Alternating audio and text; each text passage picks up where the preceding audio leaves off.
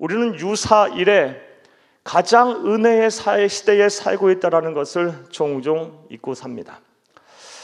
사랑하는 여러분, 만약 우리가 예수님이 이 세상에 오시기 전 구약시대에 살았던 사람들이라면 성령님의 존재 유무에 대해서 잘 알지 못했을 것입니다.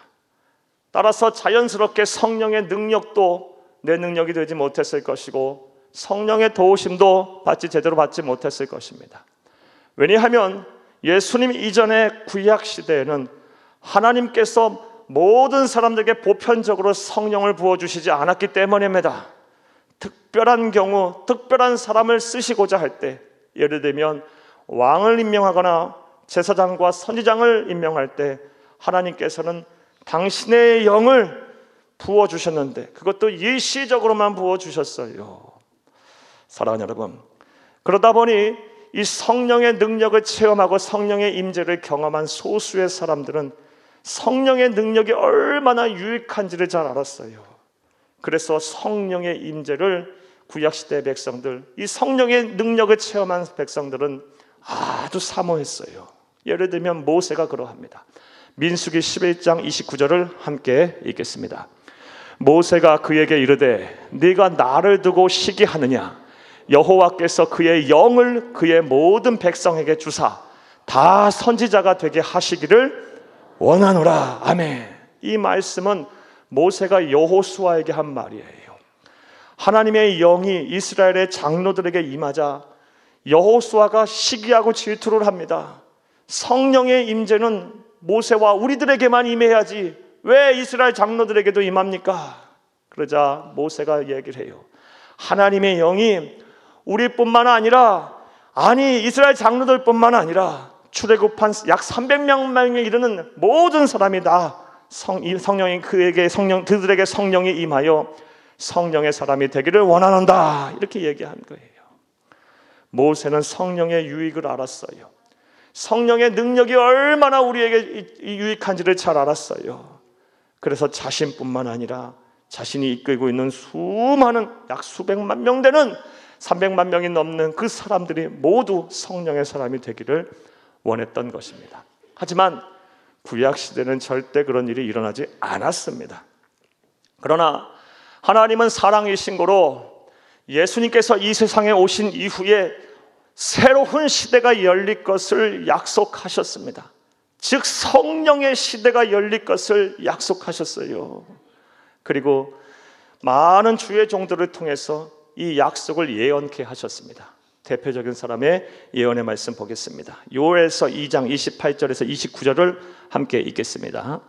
그 후에 내가 내 영을 만민에게 부어주리니 너희 자녀들이 장래일을 말할 것이며 너희 늙은이는 꿈을 꾸며 너희 젊은이는 이상을 볼 것이며 그때 내가 또 내 영을 남종과 여종에게 부어줄 것이며. 아멘.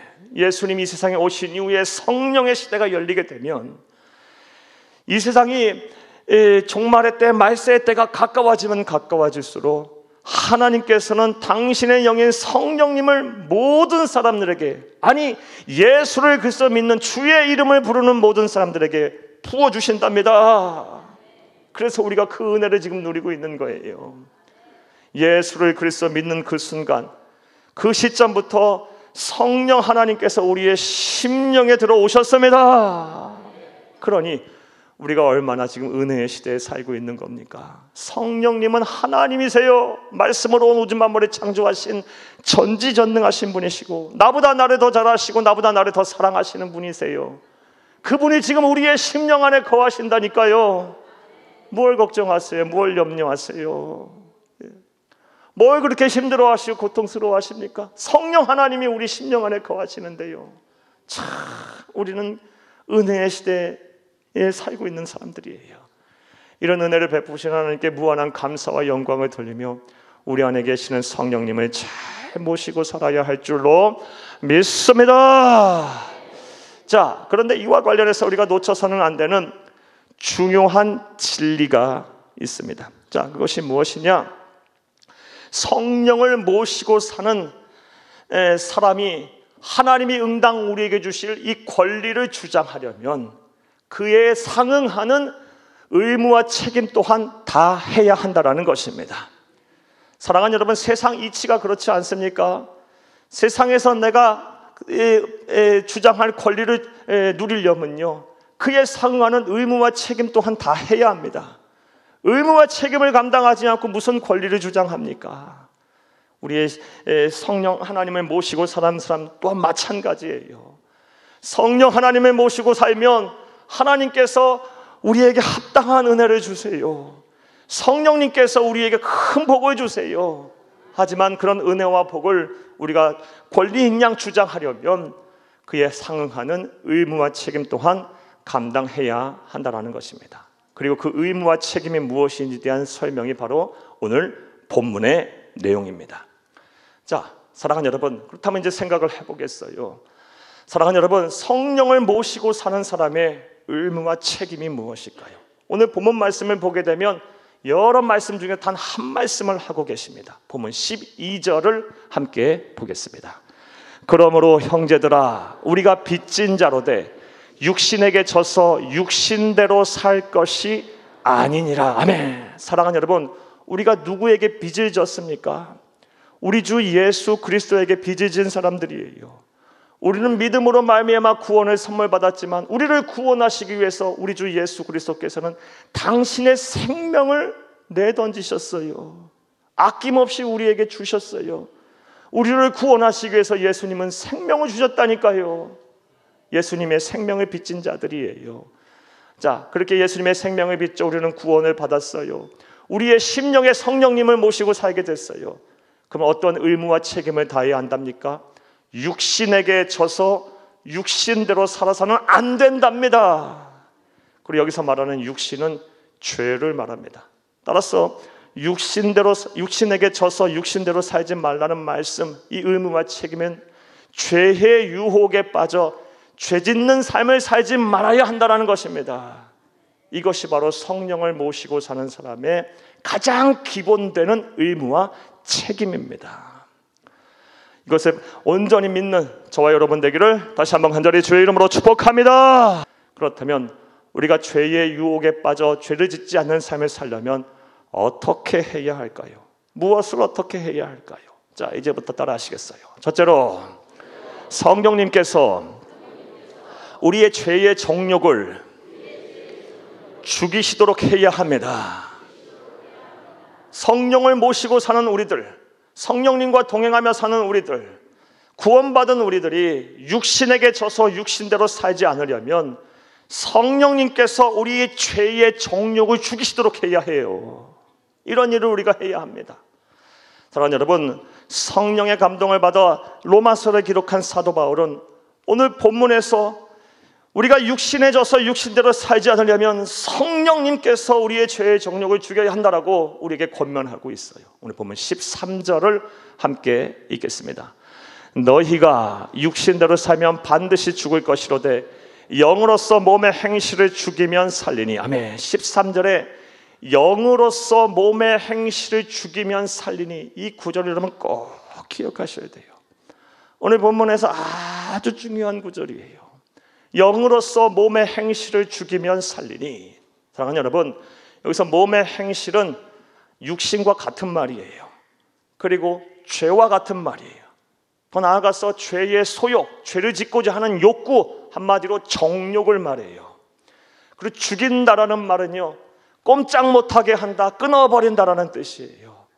사랑하는 여러분, 우리가 육신에게 져서 육신대로 살지 않으려면, 성령을 모시고 사는 사람의 의무와 책임을 다하려면 이 죄의 유혹, 정욕을 꼼짝 못하게 해야 돼요. 끊어버려야 돼요. 자, 그런데 그 일을 하시는 분이 누구랍니까? 주체가 누굽니까? 주어가 누굽니까? 영이에요. 영. 영으로서 몸의 행실을 죽이면 살리니, 즉 우리 안에 계시는 성령님이 하시는 일이라는 겁니다. 성령님께서 우리의 죄의 정욕을 꼼짝 못하게 하고 끊어버리고 죽이시는 일을 하는 거예요. 이게 성령의 주된 사역이에요. 성령을 모신 자의 특권입니다. 특권이에요. 자, 그렇다면 또 생각을 해봐요. 성령님께서 우리 죄의 정욕을 꼼짝 못하게 하려면 또 우리는 무엇을 해야 할까요? 뭘 해야 할까요? 당연히 그렇게 해달라고 요청을 해야죠. 요청하는 방법이 뭡니까? 기도입니다. 기도. 그래서 그리스도인에겐 그렇게 기도가 중요한 거예요. 왜 수많은 설교자들이 기도 만능을 이야기합니까? 사랑하는 여러분, 기도하지 아니하면 성령의 능력이 내 능력이 안 되는 겁니다. 기도하지 아니하면 성령의 도우심이 내 도움이 안 되는 겁니다. 그 도움을 못 받는 거예요. 사랑하는 여러분, 성령님은 누구십니까? 보혜사세요. 보혜사의 뜻이 뭐예요? 돕는 영이에요. 성령님은 결코 다음과 같이 일하지 않으세요. 너 아무것도 하지 말고 꼼짝 말고 있어. 내가 다 알아서 할 테니 가만히 있어. 이렇게 일하시는 분이 아닙니다. 그분은 돕는 영이에요. 우리 옆에서 우리에게 힘을 주고 우리를 위로하시고 격려하시고 우리가 도움을 요청하면 우리를 위해서 도와주시는 분이시지, 아무것도 안 하는 우리들에게 모든 것을 다 하시는 분이 아니십니다. 따라서 우리는 기도해야 돼요. 성령의 도우심을 요청해야 돼요. 기도해야 성령의 능력이 내 능력이 되는 것임을 믿으시기를 간절히 주의 이름으로 축복합니다. 기도와 성령의 능력과의 관계는 이 세상에 우리 주님께서 계실 때 이미 말씀을 하셨습니다. 마가복음 9장 28절에서 29절을 함께 읽겠습니다. 집에 들어가심에 제자들이 조용히 묻자오되 우리는 어찌하여 능히 그 귀신을 쫓아내지 못하였나이까? 이르시되 기도 외에 다른 것으로는 이런 종류가 나갈 수 없느니라 하시니라. 아멘. 이 말씀은 예수님께서 변화산에 올라가 계셨을 때 밑에서 제자들이 귀신 들린 어린아이의 귀신을 쫓아내지 못했어요. 예수님이 내려오셔서 이 제자들을 책망하시면 내가 언제까지 너희와 함께 있겠느냐, 너희들의 믿음 없음을 막 책망하신 후에 귀신을 내어 쫓아내 주셨어요. 그리고 제자들과 함께 이 집에 들어가셨을 때 제자들이 물은 거예요. 왜? 예수님은 되는데 우리는 안 됩니까? 왜 예수님은 그렇게 하실 수 있는데 왜 우리는 못합니까? 그때 하신 말씀이 기도 외에는 이런 종류의 일을 할 수가 없다고 말씀하신 거예요. 기도해야 성령이 도와주시는 거예요. 기도해야 성령의 능력이 내 능력이 되는 겁니다. 기도해야 성도는 복을 받는 거예요. 기도하지 않고 무슨 성령의 능력이 내 능력이 되겠어요? 기도해야 성령님께서 내 죄의 정욕을 꼼짝 못하게 해서 내 죄의 정욕을 끊어버려서 성결하게 살게 하시고 육신에게 져서 육신대로 살지 않게 하시는 겁니다. 부디 말씀을 들으시는 모든 분들이 무너진 기도의 재단이 있다면 다시 쌓으시고 하지 않았던 기도가 있다면 다시 시작하셔서 사랑하는 여러분, 성령의 능력이 여러분의 능력이 되고 성령의 능력으로 죄의 정욕을 꼼짝 못하게 하여 육신에게 져서 육신대로 살지 않는 그런 귀하고 복된 삶을 사시기를 간절히 주의 이름으로 축복합니다. 축복합니다. 자, 두 번째로 성령을 모시고 사는 사람은 육신에게 져서 육신대로 살아서는 안 되는데 우리가 그렇게 살려면 어떻게 하면 될까요? 따라 하시겠습니다. 둘째로 우리가 누구인지를 항상 잊지 말아야 합니다. 우리가 누구인지를 항상 잊지 말라. 이것이 성령의 사람인 이 사도 바울이 오늘 본문 말씀을 통해서 우리에게 권면해 주시는 바예요. 자, 그렇다면 우리가 누구일까요? 오늘 본문 14, 15절에서 우리가 누구인지 정확하게 말하고 있어요. 14, 15절을 함께 읽겠습니다. 무릇 하나님의 영으로 인도함을 받는 사람은 곧 하나님의 아들이라. 너희는 다시 무서워하는 종의 영을 받지 아니하고 양자의 영을 받았으므로 우리가 아빠 아버지라고 부르짖느니라. 아멘. 사랑하는 여러분, 우리가 예수를 그리스도 믿는 그 순간부터 우리의 신분이 급상승하게 됐어요. 사랑하는 여러분, 하나님을 아빠라고 부를 수 있게 됐다니까요. 하나님을 아버지라고 부를 수 있게 됐어요. 천하 우주 만물을 창조하시고 주관하시고 소유하시고 또 우리의 구원의 주권자이시며 심판장이신 하나님이 우리의 아빠가 됐다니까요. 아빠가 됐어요. 자녀가 됐어요. 존귀한 자녀가 됐어요. 사랑하는 여러분, 그러니 이것이 얼마나 영광스러운 일이에요. 얼마나 복된 일입니까? 우리가 좋은 가정에 태어나도 사랑하는 거저받고 거저 얻는 은혜가 있어요. 그런데 천하우주 만물을 창조하신 하나님이 우리 아버지가 됐다면 뭘 염려하세요? 뭘 걱정하세요? 하나님의 것이 다 내 것인데요. 사랑하는 여러분, 하나님의 것이 다 우리의 것이에요. 하나님이 우리의 아버지가 되시는데요, 뭘 걱정하고 뭘 염려하세요? 참 우리의 영광스러운 일이에요. 그런데 오늘 본문 말씀을 보게 되면 단순히 명목상으로만 우리가 하나님의 자녀가 됐다라고 말하지 않아요. 사랑하는 여러분, 17절을 함께 보겠어요. 17절 읽습니다. 자녀임은 또한 상속자, 곧 하나님의 상속자요 그리스도와 함께한 상속자니 우리가 그와 함께 영광을 받기 위하여 고난도 함께 받아야 할 것이니라. 아멘. 우리의 신분이 단순히 하나님의 자녀 정도가 아니라 예수 그리스도와 함께한 상속자랍니다. 우리의 반열이 예수님과 거의 같아져요, 여러분. 예수 그리스도와 함께한 상속자래요. 사랑하는 여러분, 하나님이 여러분에게 예비하신 상속 생각해 보셨어요? 하나님은 우리가 이 세상 사는 동안 힘들고 어렵게 살다가 겨우 영혼만 구원받는 거, 이거 원하지 않으세요. 이거 하나님의 뜻이 아니에요. 우리 주님께서 이 세상 오신 목적을 말씀하시기를 영생을 얻게 하고 많은 사람들이 영생을 얻게 하고 또 풍성한 삶을 살게 하기 위해서 이 세상에 오셨다고 말씀하셨어요. 사랑하는 여러분, 이제부터 저와 여러분이 하나님의 자녀가 됐으니 우리 안에 성령을 모시고 살고 있으니 하나님이 주실 상속을 기대하세요. 이거를 하나님의 나라 가기 전까지 다 찾으세요. 찾고 받고 누리세요. 그러다가 우리의 영혼 하나님 앞에 가는 거예요. 많은 성도들이 이 상속이 뭔지도 모른 채 그냥 주여 주여 하다가 구원받고 말 거예요. 얼마나 안타까운 일입니까? 자, 차오지간 정말 우리의 신분이 어마어마하게 상승했어요. 우리가 누구예요? 하나님의 거룩한 자녀이고 예수 그리스도와 함께한 상속자예요. 자, 그런데 이러한 신분 의식이 투철하고 이러한 정체성이 분명한 사람은 함부로 막 안 살 거예요. 사랑하는 여러분, 내가 그렇게 고귀한 자인데 성부, 성자, 성령 하나님 삼위일체 하나님 가문의 일원이 됐는데 예수님과 함께한 상속자가 됐는데 어떻게 우리의 언행심사를 막 하고 살아요? 조심조심하며 살 거고 성결하게 살려고 노력할 거예요. 여러분 생각해 보세요. 세상에서도 훌륭한 가문의 일원 그리고 높은 신분을 가진 사람들은요 절대로 막 살지 않아요. 사랑하는 여러분, 일반인들보다 더 높은 윤리의식과 도덕적인 기준을 가지고 살아요. 그리고 노블리스 오블리제를 실천하면서 많은 사람들에게 사랑받고 존경받는 삶 살기 위해서 애써요. 세상에서의 신분이 높은 사람도 그렇게 살려고 애쓰는데 우리가 어떻게 막 살 수 있겠어요? 우리가 누구인지를 잊지 않고 살면 절대로 그렇게 살 수가 없어요. 사랑하는 여러분, 더 성결하게 살려고 노력할 것이고 더 남을 위해서 사랑하며 살려고 노력할 거예요. 더 법과 질서를 지키며 살려고 노력할 것이고 더 신앙의 양심에 따라 살려고 노력할 것입니다. 문제는 우리가 누구인지를 인식하지 않고 살기 때문에 그래요. 사랑하는 여러분, 사도 요한 선생님께서도 이것을 우리에게 말씀해 주고 계세요. 요한 1서 3장 2절에서 3절을 함께 읽겠습니다. 사랑하는 자들아, 우리가 지금은 하나님의 자녀라. 장래에 어떻게 될지는 아직 나타나지 아니하였으나 그가 나타나시면 우리가 그와 같을 줄을 아는 것은 그의 참모습 그대로 볼 것이기 때문이니 주를 향하여 이 소망을 가진 자마다 그의 깨끗하심과 같이 자기를 깨끗하게 하느니라. 아멘. 이 말씀 무슨 내용이냐?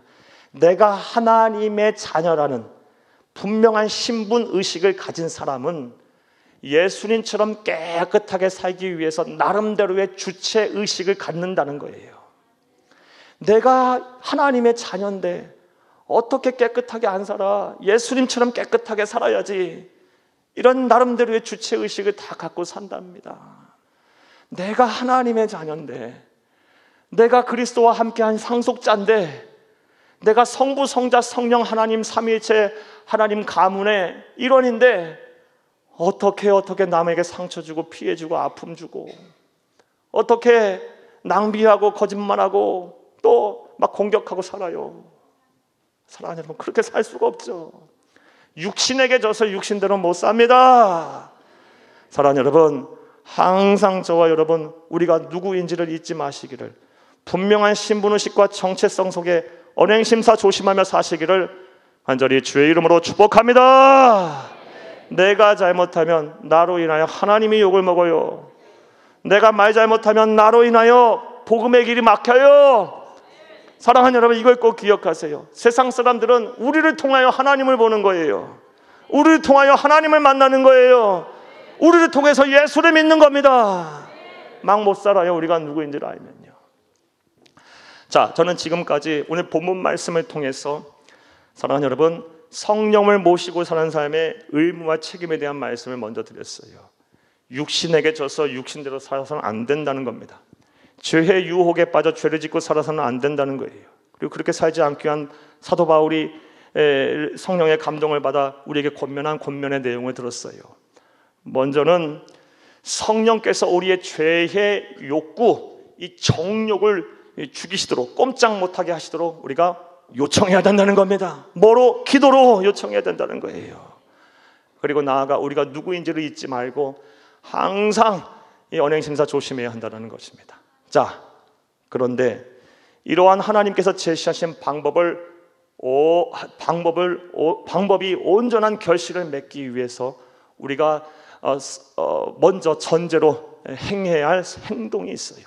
자, 그렇다면 그것이 무엇일까요? 사랑하는 여러분, 먼저 우리가 무엇을 해야 하냐? 죄의 유혹 앞에 단호한 태도를 보여야 합니다. 이것이 먼저 전제돼야 돼요. 사랑하는 여러분, 하나님께서는 우리를 창조하실 때 아무것도 하지 못하는 허수아비로 창조하지 않으셨어요. 하나님의 그냥 뜻대로만 무조건 움직여야 하는 꼭두가시 인형으로 창조하지 않으셨어요. 하나님은 우리가 스스로 생각하고 스스로 판단하고 결정하며 스스로 행동할 자유의지를 우리에게 주셨어요. 그리고 하나님의 창조의 섭리가 이러하다는 것은 우리가 이 세상 사는 동안 스스로 우리의 자유의지를 가지고 생각하고 판단하고 결정하고 행동할 수 있지만 그에 따르는 결과 또한 우리가 다 책임져야 한다는 것입니다. 이러한 창조의 섭리를 오늘 본문의 말씀 내용과 대입을 하게 되면 이런 거예요. 성령 하나님께서 분명히, 사랑하는 여러분, 우리가 기도하면 우리의 죄의 욕구, 죄의 소욕, 정욕을 죽이십니다. 또한 성령 하나님께서 끊임없이 우리로 하여금 깨닫게 하시고 말씀하셔서 우리가 하나님의 자녀임을 증거하세요. 자, 그런데 아무리 성령님께서 그리 하셔도 내가 내 자유의지를 가지고 죄의 유혹에 굴복해버리면 아무 소용이 없는 겁니다. 사랑하는 여러분, 따라서 먼저 우리가 뭘 해야 됩니까?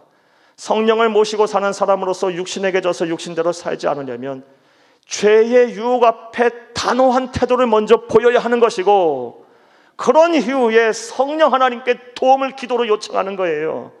내 죄의 정욕을 죽여달라고요. 그리고 성령 하나님의 내 안에서의 부르짖는 외침에 따라서 내가 하나님의 자녀라는 분명한 신분의식을 가지고 언행심사를 조심해야 하는 겁니다. 자, 사랑하는 여러분, 이제 말씀을 맺겠어요. 우리가 예수를 그리스도 믿게 되면, 사랑하는 여러분, 하나님의 자녀가 됩니다.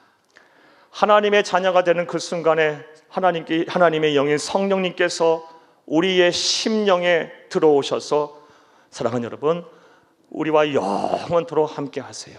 따라서 구원받은 하나님의 자녀, 하나님의 백성은 반드시, 사랑하는 여러분, 반드시 성령의 뜻대로 살아야 합니다. 성령의 뜻대로 산다라는 것은요, 사랑하는 여러분, 육신에게 져서 육신대로 사는 삶이 아닙니다. 죄의 유혹에 빠져 죄를 짓는 삶을 사는 것이 아니에요. 이를 위하여 먼저, 사랑하는 여러분, 죄의 유혹 앞에 단호한 태도를 보이시기를 바랍니다. 그런 이후에 성령 하나님 앞에 기도로 요청하세요. 나의 죄의 정욕을 죽여주세요. 끊어주세요. 꼼짝 못하게 좀 해주세요. 나아가 내가 누구인지를 잊지 말고 모든 언행심사를 조심하게 하면 육신에게 져서 육신대로 사는 삶을 살지 않게 될 것입니다. 이런 은혜와 실천이 저와 여러분 가운데 온전히 있기를 간절히 주의 이름으로 축복합니다.